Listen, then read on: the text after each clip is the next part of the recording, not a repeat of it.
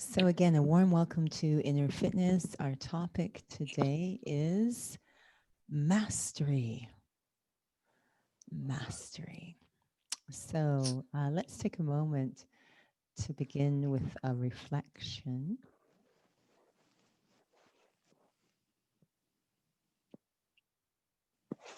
Seated comfortably, you're welcome to experiment with eyes open.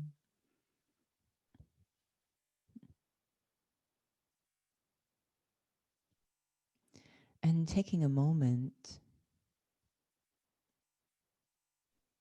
to settle the body into the space.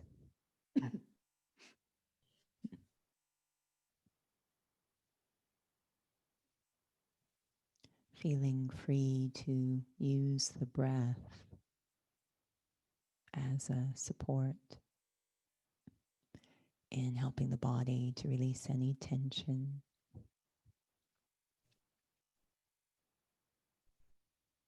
Becoming a master of the breath, deliberately but gently, taking a breath in and then slowly releasing the air, signaling any tension to let go. And again, as a master, another breath in, and that slow release, inviting the body to relax. Usually, I do not have my attention on the breath.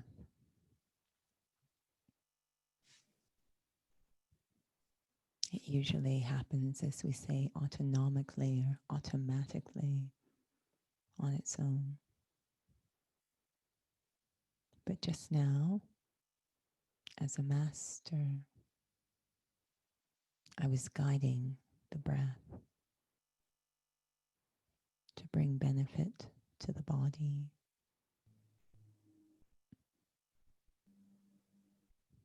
This moment of shifting from automatic to what we might call manual or attentive, paying attention. The same can happen with my thoughts throughout the day. I am creating thousands of thoughts,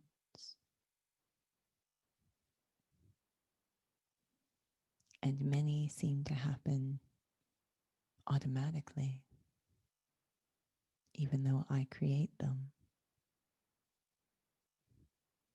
They are the usual reactions to the same stimuli.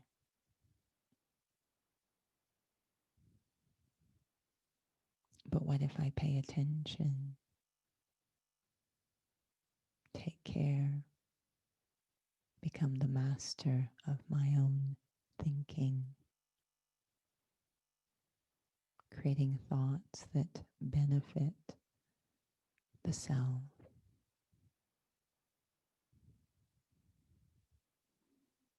How would that affect the quality of my day,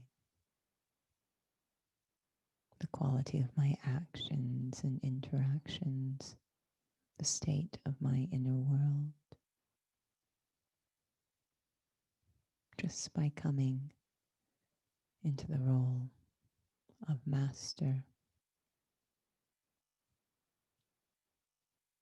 Not violence, but attention.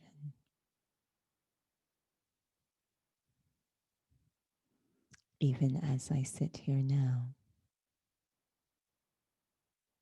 watching the activity of my own mind, observing my own thoughts without judgment.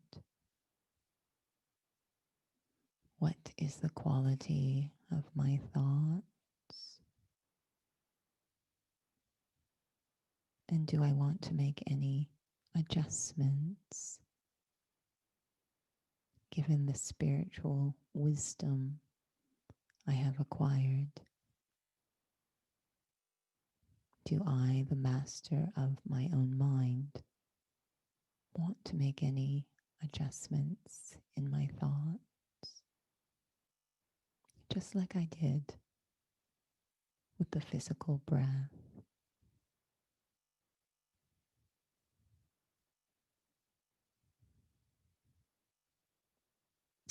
Om Shanti. So mastery, as always, will start from the physical perspective and move our way into spirituality, see where those parallels are. Sometimes it's just easy for us to take something very concrete and then shift into the subtle. So if we think about physical pursuits, the one that comes to my mind because it's from the Gita and it's the essence of the Gita is mastery, is the archer. But thinking of any physical endeavor, it doesn't even have to be a sport. It could be walking down the street.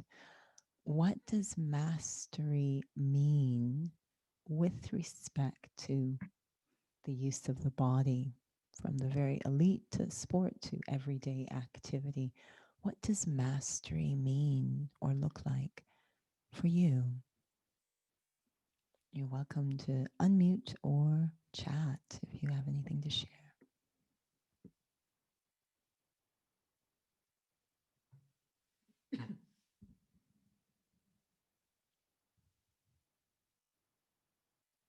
Completely under my control. I think it's over there. Sorry, Nora. Yeah, completely under my control. Great. Thank you.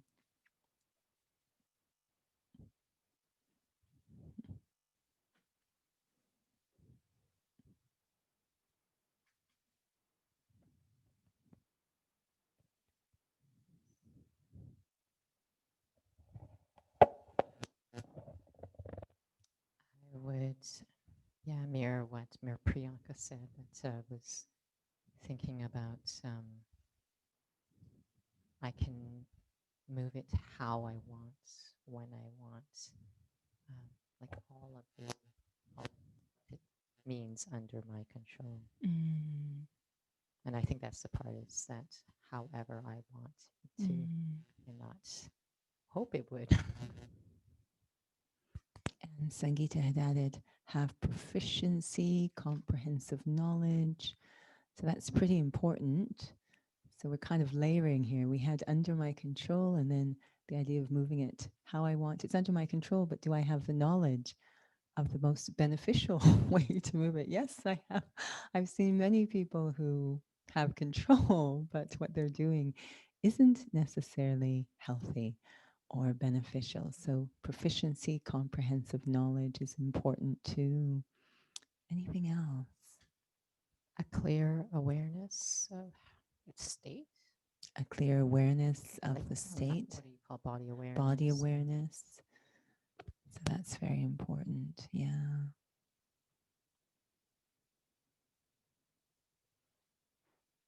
Very good.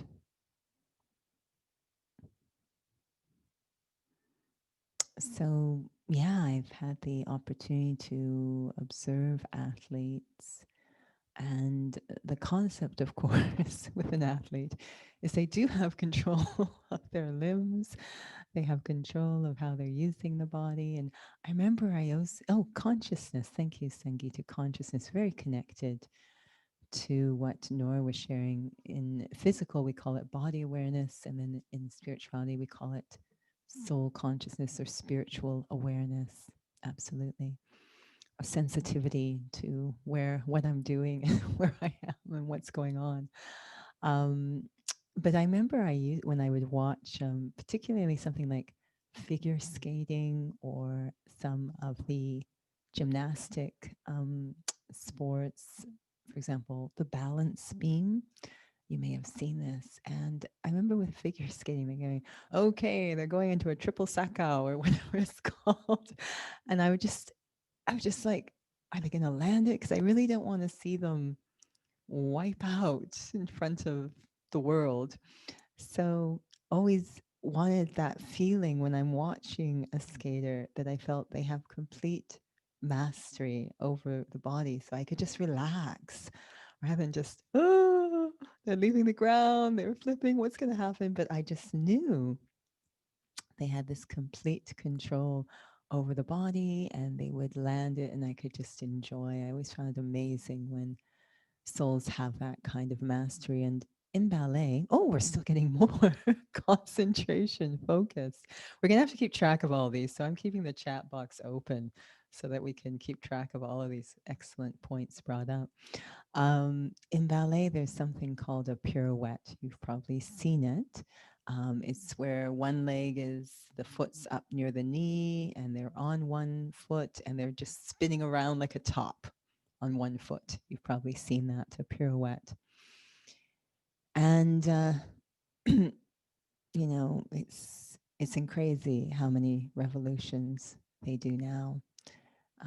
When I was in school, we were happy if we could do a triple. And now, I don't know, the Guinness Book of World Records has well over 3. You know, they're in the 20s and 30s or something. It's crazy. But the idea was when they're performing that they go into their preparation for their turn and they do their 7 turns or whatever and land with complete composure. And they make it look so easy that it's difficult to appreciate everything that just happened there on a subtle level. But the level of mastery on the physical is everything that souls have shared about. In fact, regarding the concentration and focus, there is something that we do. I'll get you to do it right now so that you can experience it. I'm going to get you all to stand up wherever you are. Go ahead, stand up and make sure that you're in a safe space so that you're not going to hit anything as you start turning around. So make sure you're in a safe space. So this has to do with that concentration and focus. This is a key part of not losing that sense of stability and stillness. So when they're turning, they do something called spotting. So as whatever direction you're facing, I want you to pick something in front of you, preferably at eye level, an object that you can focus on. And the object should not itself be moving. So a still object that you can focus on. So if you're still looking at the screen here, maybe it's this star. I don't know, something at eye level. All right. So what you're going to start to do is you're going to start to turn your body and you're going to keep looking at the object as long as you can. Keep looking at it as long as you can. There's going to come a point where you're going to whip your head around. Right. I just saw Nora do it and she did it properly. Good. Keep going and see if you can get a little faster because you know when they're keep that spot, keep that spot. I'm just enjoying watching Nora do this. All right, good. Okay, take a breath. Are you dizzy? Because theoretically you should not. Can you imagine? They whip out of 8 of these and land beautifully without being dizzy or disoriented. I'm going to ask you now to do the same thing without spotting, turning as quickly as you can, just whirl it. Keep going. This is so much fun. Now, how do you feel? Yeah, okay. Have a seat. Be careful. Everyone, have a seat. Be careful. So, the concentration and focus, and you'll see that when they're on the balance beam or in any of these physical sports endeavors or arts, you can just see in their eyes there's this incredible stillness of consciousness. Even though the body's moving, the soul is actually very focused and stable. And so that's a huge part of it. And for us with mastery, you know, I mean, this was such a big part of Arjun, the archer's training in the Gita, was cultivating his concentration and focus. And when it comes to in physical pursuits, yes, but definitely in spiritual, ideally we tend to focus on things that we feel are an attainment or meaningful to us, for better or worse. I'm not saying it's necessarily beneficial, but if we perceive it to be an attainment that is meaningful, we very naturally focus. No one has to tell us. It's only when they say what you're focusing on is not beneficial, I need you to shift the focus, do we start to struggle. So some souls say, I don't have any focus. I can't concentrate. And I completely disagree. Everyone can concentrate. The question is, what am I concentrating on? And it's when we're asked to shift our focus, because what we're concentrating on may not be beneficial. So shifting that focus is when it becomes interesting, because now I have a deep habit of focusing, and some part of me might still feel that's an attainment or meaningful, but focus is huge in mastery, cultivating focus. So I agree completely with that point. And the idea of, in physicality, developing body awareness, it's a very interesting idea of, with body awareness, I am aware of where the limbs are, where the body is in space. I'm aware of where it is relative to other things. And I'm also refining that awareness so that it becomes more and more subtle or deep. So we can have a superficial, but still not really have any awareness of what's going on at the deep level. And that's a bit of a problem, because all of the stabilizers that take care of the alignment, the safety of the body, are on a deep level. So if I was to ask you right now, how's the posture of your body as you're sitting there?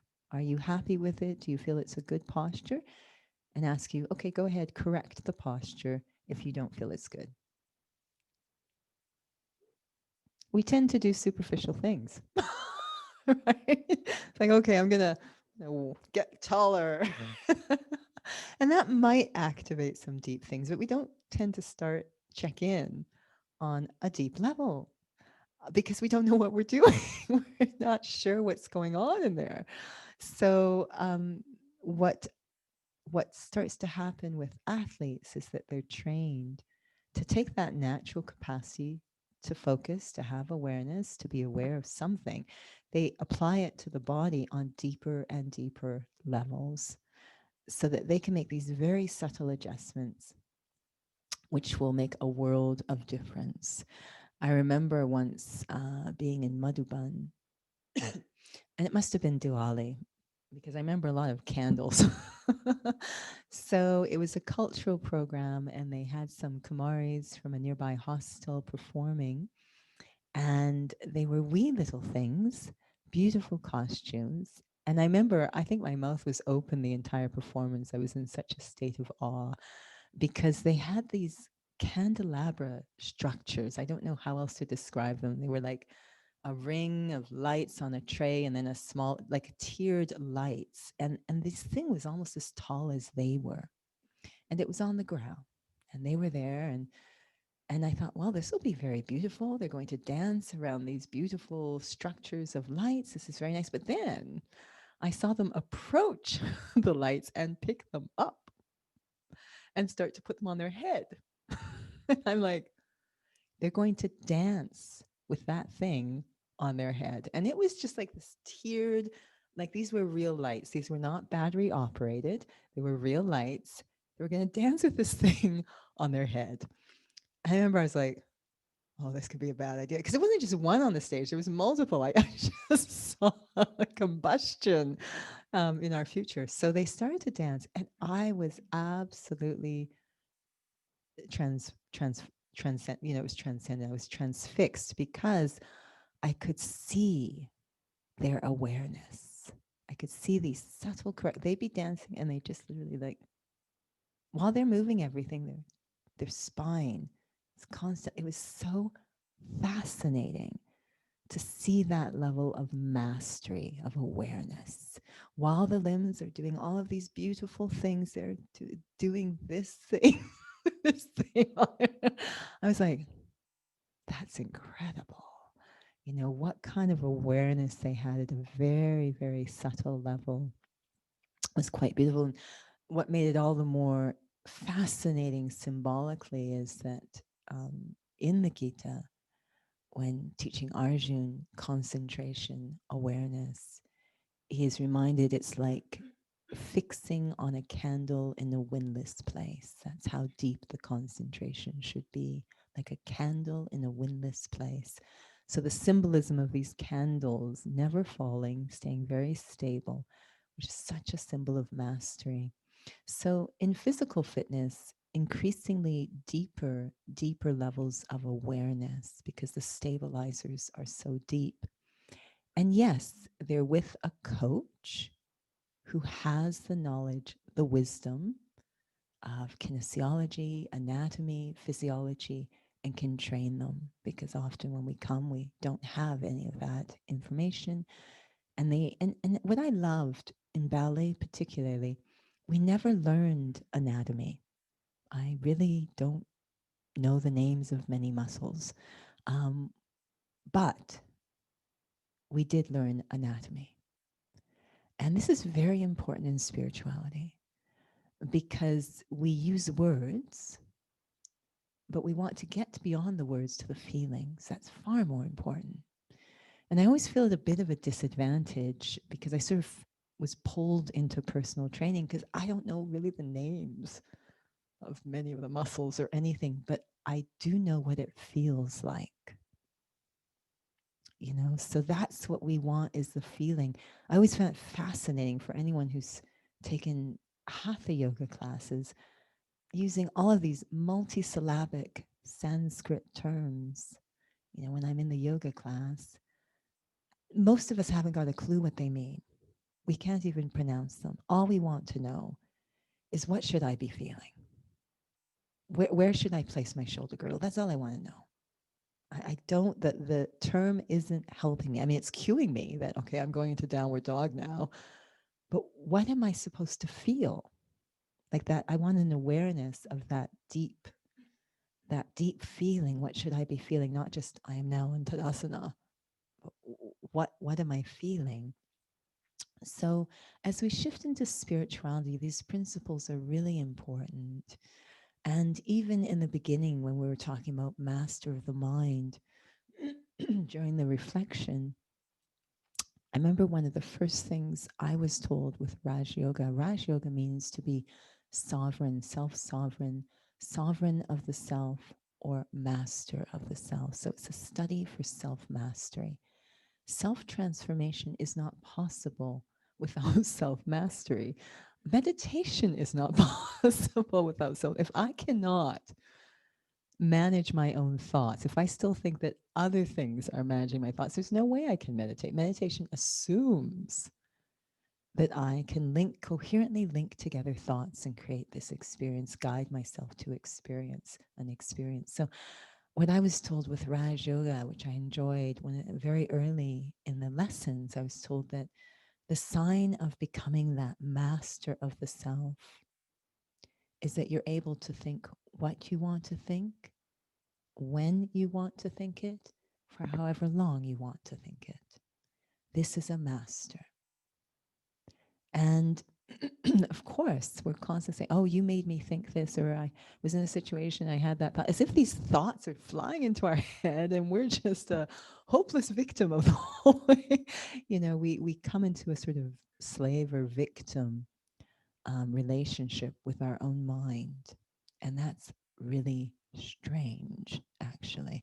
So I want to be a master of my own mind. And then we take the lessons and we hear, oh, it goes much deeper than that. I want to be a master of what's called our intellect, our decision maker, our third eye. And I want to be a master of my sanskars, what I express, my character. So not a walking reactor. Very deep level of mastery. And what we suggest is that this thing called happiness depends on self-mastery. This is almost 180 degrees opposite to how we've come to live. We have come to live feeling that our happiness is dependent on what's going on around us. So for many, the idea of being happy, for example, in the current situation seems odd. How can we be happy given what's going on in the world? But this suggests that my happiness is dependent on what's going on around me. So I'm happy when this happens, and I'm unhappy when this happens. And what Raj Yoga suggests in terms of mastery is happiness comes from developing this incredible mastery over my inner capacities and being able to express the best of myself, my true self, my authentic self in all situations. That's happiness, self-mastery. So how am I going to get this level of self-mastery? It's very similar to physical endeavors. We obviously have to practice, we have to train. And this is a huge part of the Mahabharata, is this idea of training and mastery, but we have to train. And I think sometimes we feel it should just happen spontaneously. We give up really early on in the going, and it's going to take time, a commitment to the training. But this idea of training, but the thing is, I'm trying to train something that's quite subtle. It's not physical training. It uses the same principles as physical training. So that's good. But I'm training something very subtle, myself, not the body, myself, I, the soul. I'm training at a non-physical level, but the same principles are required. So what kinds of principles, when you think of physical training, what elements or principles do you think are important in physical training? I'm trying to develop mastery over a certain skill. What principles or elements are necessary in physical training? I'm getting some things from the ether here. Discipline and consistency. Positive reinforcement. I like it. Positive reinforcement, very delicate balance of challenging and positive reinforcement. Good. Accuracy. So we had a lot of that today. I want to make sure I'm getting the right method, and feedback that I am implementing the method properly. Persistence. Daily scheduled training, that consistency again, that daily schedule. Ooh. Patience. Wow, these are great. A great attitude, a really, buoyant attitude that nothing can sink, an unsinkable attitude. Absolutely. And I've said before, in ballet, it is so rare, so rare. Right guidance. Keep them coming. Keep them coming. I am reading. But it's so rare that you're going to get positive reinforcement. You're almost always being corrected. And it comes down to right guidance, actually. But you're very often being corrected. Now, the attitude of the teacher, a right diet, beautiful. These are great. We're going to need 2 hours to focus on all of these. The teacher has a very positive attitude towards you as they're providing correction. They have a lot of respect. But if you're constantly being corrected, you really need a lot of self-respect, a really good attitude to be able to take the correction as it's intended and not get disheartened. A lot of self-belief. Yeah, this is my focus these days. Self-belief. This all emerges from soul consciousness. So self-belief. Positivity, self-disciplined. This is so big right now. Self-disciplined is the word of the day. Trust. Wonderful. Now, if I'm looking at this amazing list that we're getting, this isn't just applying obviously to physical endeavors. You've just developed a beautiful list of what is required in the study of Raj Yoga. I love it. Determination. I'm going to type it in so that we have I'm going to type it in without typos. There we go. Honesty, trust, honesty. Nice. So good. So, yes, in Raj Yoga, our training, we have a daily schedule. So, Sangeeta mentioned that we have a daily schedule. And that's the consistency piece, keeping us constant and consistent. What else did you say at the beginning? Consistency and discipline, which was mentioned too. Yeah. Patience, self-belief. Just so everyone can see, if you've got your chat window, they're all there. So we have a daily schedule. And I really like Priyanka mentioned right guidance. This is the essence. People will pay so much money for the right trainer. The facility I'm with, they tend to be a very wealthy clientele. I'm always shocked. I'll ask them, how often do you train? They say, oh, I train every day. You have no idea how much that costs to train every day. The personal trainer. I go, wow. They said, yeah, I know I train with so-and-so every day. I'm like, you train with so-and-so every day? Like, don't you get bored? Every day they train because they really feel they're getting right guidance for what their objectives are. What their objectives are, they feel. So we often promote the trainers with their specialities. So if you need a trainer who specializes in sports specific training, choose this trainer. If you need a trainer that specializes in restorative or functional, choose this trainer. If you need a trainer who does injury recovery, choose this. So you choose the trainer that matches up with your objective. And this is the essence of Raj Yoga. To get to the point where one realizes that happiness and peace are spiritual issues. Dignity, quality of life, these are spiritual issues that will at least get me onto the page where I recognize I need a spiritual trainer. I need the right guidance in spirituality. And implied in that, of course, if I'm seeking, is the honest recognition that I don't know. I need guidance. I don't. So there's a little bit of a humbling there. And that's very healthy, right? That because I want to come to it open to that guidance. I don't want to be battling with the coach. Coaches will walk away from an arrogant client.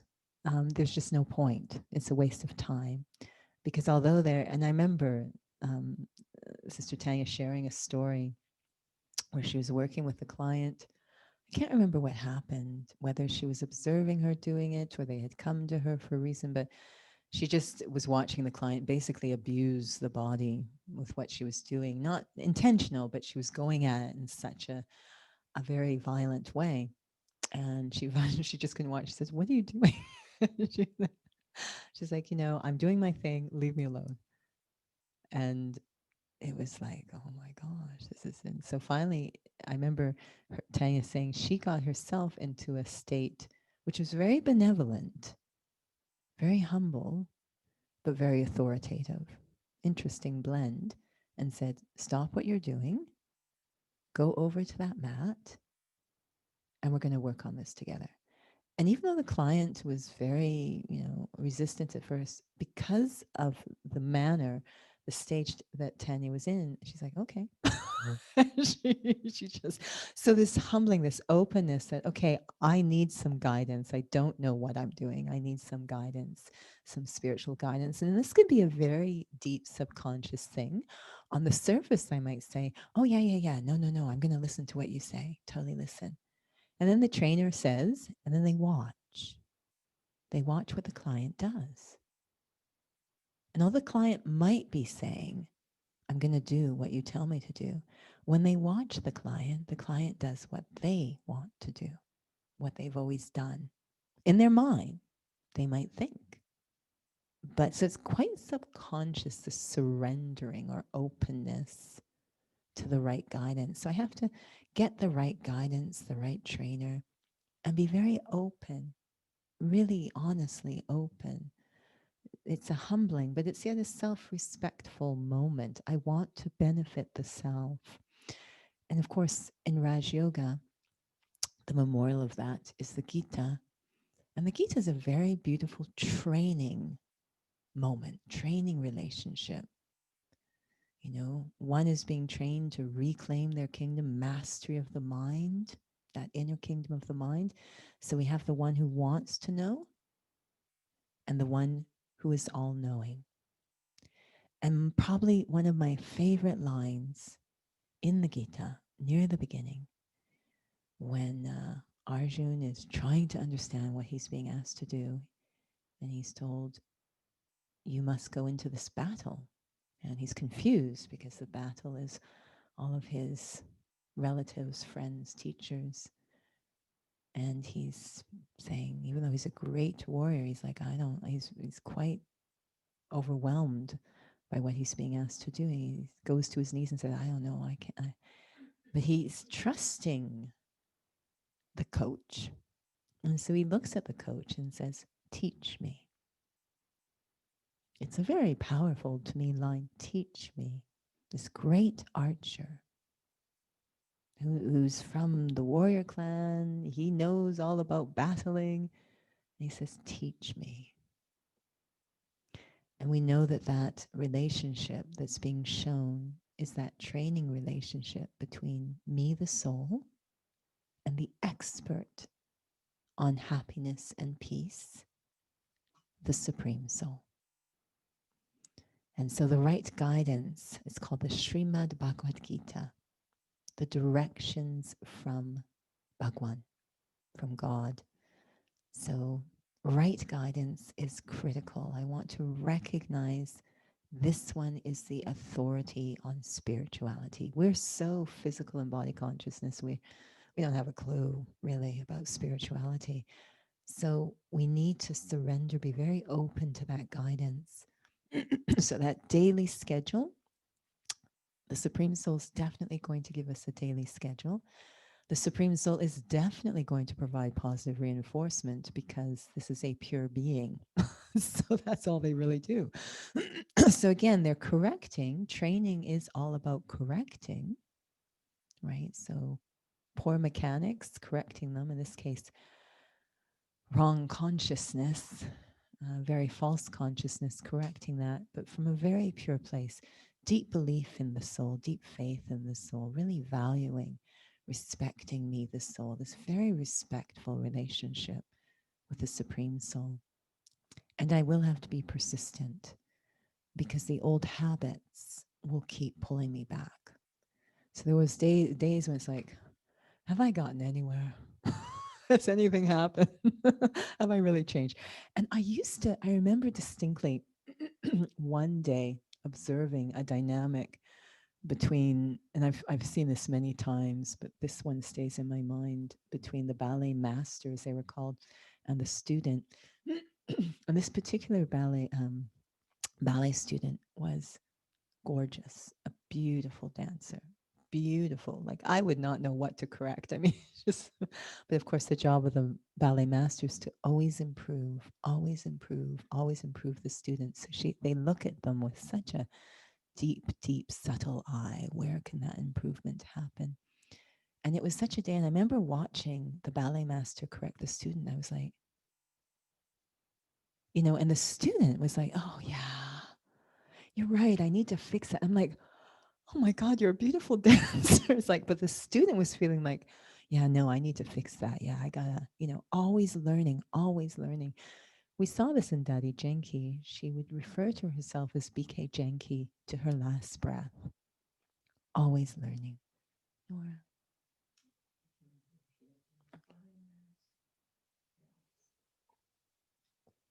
Just a moment. Nora's putting the mic on. I know you're using the ballet as an example. Do you find that there's a healthy relationship between the ballet student and the ballet master for it to actually be successful corrections and I guess the journey of whoever that ballet dancer is? Yeah, so this morning we had a lesson on these 3 relationships that build on each other. And if they don't roll out properly, it will run into problems.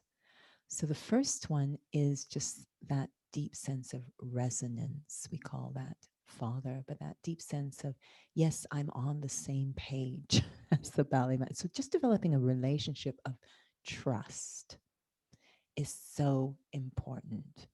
I remember wanting to, and you could tell, some preferred certain ballet teachers over others. They had a relationship of trust.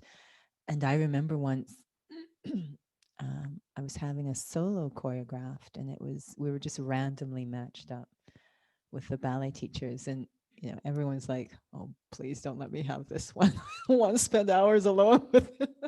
And I landed up with bless her heart, the one teacher I did not want to spend hours with, Hannah. And I mean, she terrified us. She absolutely terrified us. She was very good, very, very good. Don't get me wrong, but she was like strict and came down hard, and it was tense. I thought, oh my gosh, I was awake all that night. Like, how am I going to spend hours? And it was so interesting. I don't know if it was intuitive on her part or what happened, but the first day we met, she became almost, I don't know if she became herself or a completely different being or what happened, but my intuition, she almost started by creating trust, a relationship. She didn't jump into the choreography. She says, so what's your vision? Like, I just thought she'd tell me what to do and boss me around like she always did. But she's like, what's your vision? What would you like? What music do you like? Like, it was very sweet, like really developing a sweet relationship. So it was no problem. I had to spend hours with her, hours, and it was no problem. And it shocked me. I mean, when we would walk into ballet class, it's this big studio with a bar along one wall. I'm not kidding you. When we walked in, we'd all bunch up at the back of the room. No one wanted to be in front close to her because you're going to get torn to shreds. I mean, again, she was lovely. She was absolutely lovely, but she really wanted to bring out the best in us.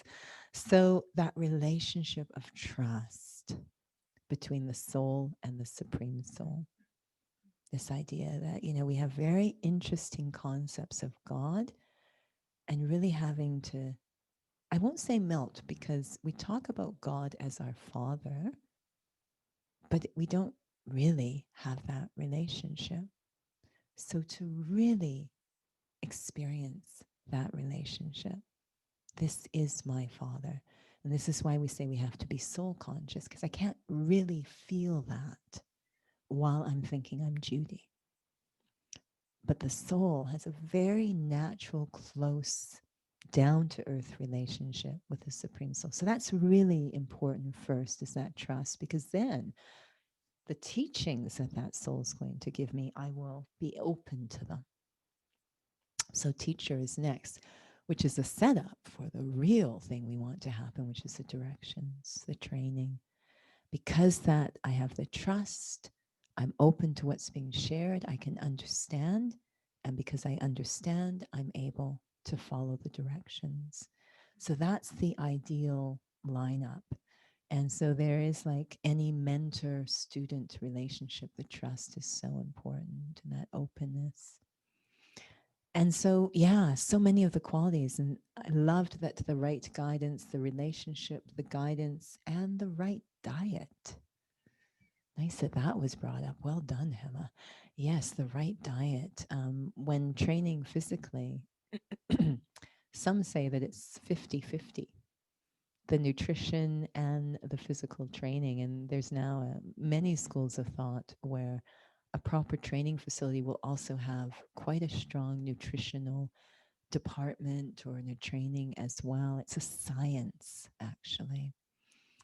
to get the best out, given the level that they are operating at, how elite. They really are focused on the proper diet. And it's very interesting with elite athletes. They really don't care what it tastes like or what it looks like. They just care these nutrients are needed for the body. It's just all science. It could be chalk, but it's just how is it going to help my body? So the right and again, it's a very interesting attitude. You know, they could have been someone who in the past, oh, the taste, the presentations, everything. But once they get their attitude around what is beneficial for my objective, it's amazing how they naturally move. And this was something that we saw. It was very sweet in the beginning of the organization. Is that we're just so pulled to want things a certain way at a sensory level. We want food a certain way. We want the lights a certain way. We want the music a certain way. We want the color on the wall. We want the chair a certain way. We want. And this is keeping us stuck at a very physical understanding of benefit or attainment. And for the soul to develop a taste for what is spiritually beneficial,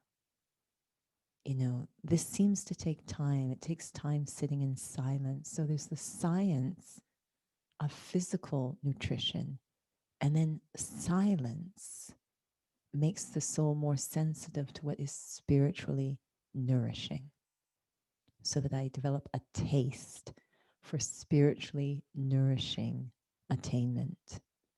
This means the types of thoughts I want to chew on, the types of attitudes I want to have, how I want to use my time, my decisions. This is all under diet. So shifting my taste, but not in a violent way. Literally, my sensitivities change because of my exposure to silence. So the right diet is critical in being able to move into that objective, that greater mastery, that depth of spirituality. The right diet is my mind, what's going on in my mind is so important. What my attitudes are so important. So this diet is super critical. And all of these really focus a lot on the honesty piece, that yes, there's ways to cheat in physical endeavors, but cheating in the long run gets us nowhere. The dancer knows how to look good. Their alignment might be off, but they know how to look good. And I think that's what was so touching about the video that we showed a few weeks ago about this world-class ballet dancer, Misty Copeland. She knows how to look amazing, and she does. But the honesty and humility of, but I want to be aligned. I don't want to just look good. I want to be in right alignment. This honesty with the self is so important to reach the objective. If the objective is to be my true self, I can never reach that in an inauthentic way. And this is connected to trust, that I believe in my capacities. I believe in my intrinsic goodness. I believe in my own unique, special part in this world. When we start to compare, compete, feel insecure, we become dishonest. So I really have to trust the value of the self. And this is on my mind a lot because very often there's going to be times in the training where it feels like I might be taking a step back. Always going back to basics. It might look like, oh, others are going ahead and I'm going back to this, But it's, we're always wanting to check, am I moving along authentically? And different things will happen, mostly injuries if I'm not, and that's really good feedback. They're signaling me, go back and be a little bit more honest in how you are practicing this. So it's very powerful when we get that feedback. If we can do it before the injury, that's even better. But this idea of, and sometimes an injury happens and souls do not want the feedback and they don't want to go back and assess what they're doing. And so they persist and it just gets worse and worse. So this authenticity, this honesty is based on a lot of belief in my own intrinsic unique value. I am one of a kind. And God has this vision. God never compares souls. Never. We do. We say, well, that one's doing that. Maybe that's what I'm supposed to do. Or we're taking directions from the coach, not from other people. So according to the directions the coach is giving, what am I doing? And the coach, if they give a direction and they see that the client is struggling, they'll break it down even into more basic steps or blocks so that the client can do it honestly. And that connects with the patience piece, to be very patient so that I follow honestly. So the first direction our coach gives us is experience yourself, have the faith and experience yourself to be a soul. Every other movement, spiritual movement, all the training is based on that first direction. So the coach might then say, make sure that you're very sweet to each other. And then I have to ask, did I put aside the foundation in order to be sweet? Because then I'm not following the training. The idea is be soul conscious, and in that soul conscious state, discover what true sweetness looks like. Ego has a form of sweetness, and it will injure me and others. But spirituality, soul consciousness, it has its own unique form of sweetness that will never hurt me or others. So I really have to look so carefully.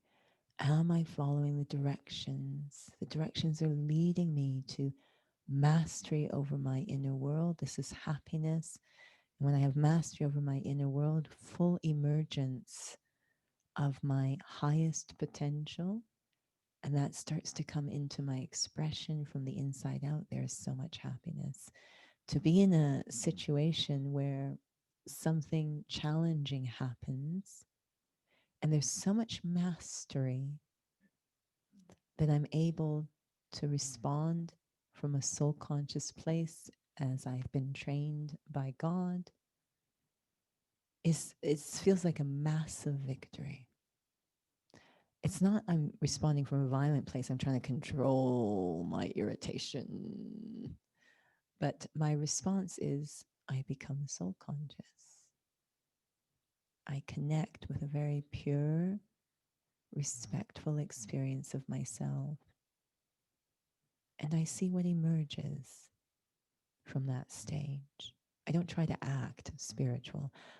I go inwards. I connect so much self-mastery to not react, but to go inwards, connect, align, be very deeply present as a soul, and see what emerges from that stage. This is the directions the coach gives me. And they're very different. Body consciousness, ego has me out there doing things, putting on a show, trying to be nice, trying to be tolerant. And we don't have to, we are nice, we are tolerant. It's the natural character of a soul. But I have to be soul conscious for that very true version of kindness to emerge, not the act. Do I want to be an artificial flower, or do I want to be a real flower? Is that a question or a pulling of the ear? So we have run out of time. I'm going to see if there's any last words of wisdom, pearls of wisdom you want to share by chat or by unmuting.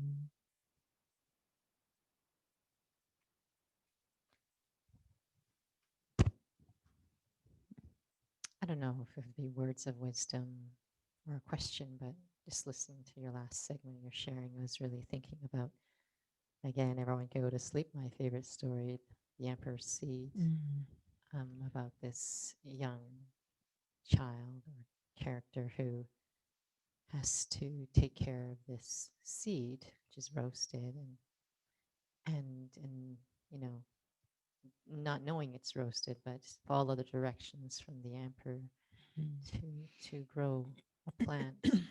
But I guess I was thinking about in terms of spirituality, and I know we do a lot of conjectures with this story, but I was really feeling about maybe the unconscious mastery she needed to have to honor what really mattered to her.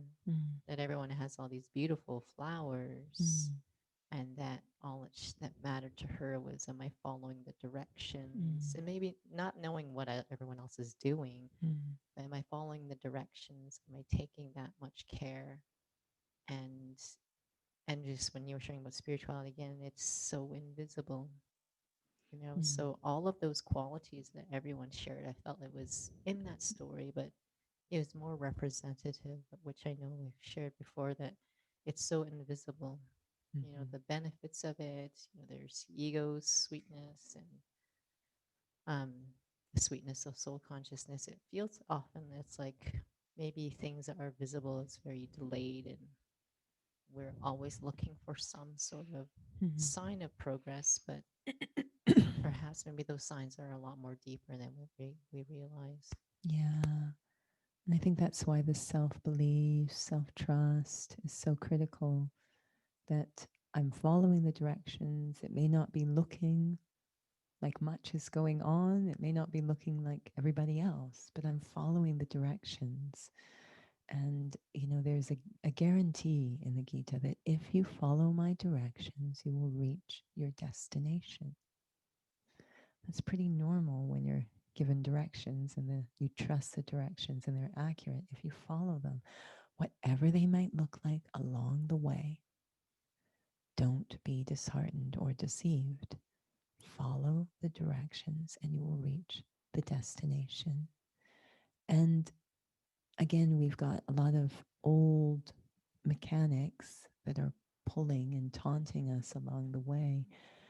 But if there's that deep belief in the self and the trust in the trainer, then there's a love of the journey too. And I'm less concerned about the outcomes of the show. I just enjoy the directions. I enjoy following the directions properly.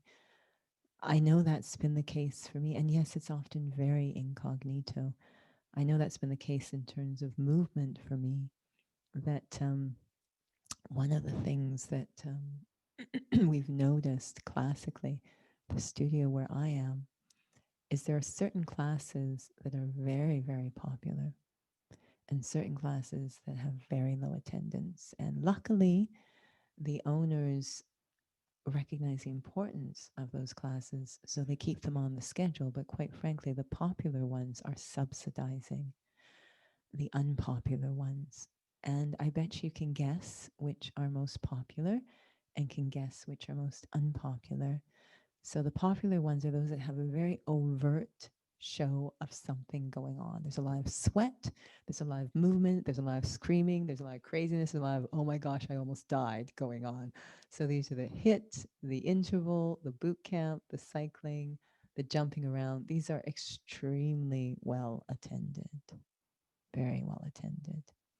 The ones that are very low attendance are the fusion, all the mind body disciplines, the fusion, the Pilates, the yoga, very quiet and very consistent, regular attendees.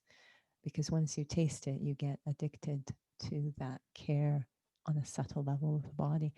So in those classes, there's not a lot of sweating going on. There's no screaming, shouting, jumping around. Many will report, I don't feel anything's happening, so they don't attend. But I know for me, I've always enjoyed. Yes, I think it's really lovely to jump and like children to play and jump around. The body loves range of motion. It's very good. But I've also really always found the quiet, subtle, the stretching, the movement will probably have almost equal amount of time. And people are always a bit shocked that I would spend time. But the point I'm making is I enjoy it. There's no outcome required. I actually enjoy the act of doing it. So if I enjoy practicing soul consciousness, if I enjoy these incognito activities, if I find them meaningful and they have instant fruit, as we call it, then it'll be very natural for me to have a regular discipline. And I will be a little bit protected from the ego and the show and the image and all of those things. So we are into overtime. And I'm trying to remember what uh, what is happening. Power, thank you. Our theme next week is power. So I don't know if our website's updated yet. Somehow the new year snuck up on us, January. So our New Year's program is uploaded, and that was a beautiful interview with a couple of Raj yogis about vision for the new year. So you can go to our YouTube channel if you want to experience that. And the link has been sent out by email as well. So we will continue to have drop-in meditation on Tuesdays, Thursdays, 6:45 to 7:30, and Sundays, 6:30 to 7:30. So tomorrow night. The interview will only be on Tuesdays as we go into the new year. So interview with the Raj will be just Tuesday evenings. Inner fitness will continue, and I believe we have a workshop on the 16th about inner newness. Healing within, clearly have no idea what I'm talking about. So let's end with a very deep but quick reflection.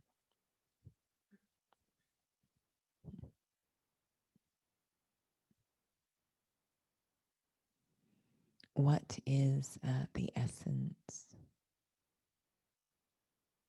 of embarking on a journey of self-transformation?